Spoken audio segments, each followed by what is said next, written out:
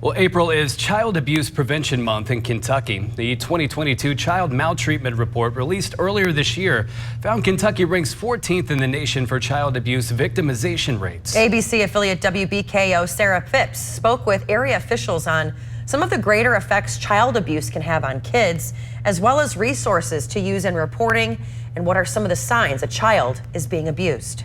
The main ones are physical abuse, sexual abuse, psychological or emotional abuse, and neglect. While some children may present abuse more obviously with things like a personality or behavior change, it's not always that simple. I think one of the biggest things is listening and hearing them. Some kids are, they kind of drop hints that there are some things going on with them, but they're not always able to tell you, this is happening to me at home or wherever it's happening. Of child maltreatment cases in Kentucky, 9.3% had a substantiated case of physical abuse, 6.1% of sexual abuse, and 0.7% of psychological abuse. If you want to look at that into just like the everyday person, in every Kentucky classroom, there's typically 3 children who have been abused in some way.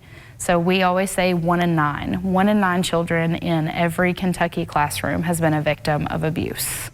While the lasting psychological and emotional effects may be obvious, Life Skills reports that when left untreated, child abuse can have greater effects on physical health, even into adulthood. And what the research has really shown is the more ACEs, adverse childhood experiences that kids experience, the more likely they are to develop their own mental health issues, substance use issues, and the higher that ACE score of the number of events they've experienced, actually the shorter the lifespan typically is, because their body is just physically more susceptible. As we continue into Child Abuse Prevention Month, area organizations remind us that everyone in Kentucky is a mandated reporter, and if you see something, say something.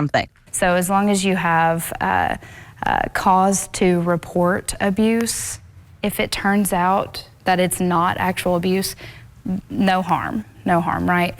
But if there is something going on and you don't say something, there could be a lot of harm in that. Well, that was ABC's Sarah Phipps reporting.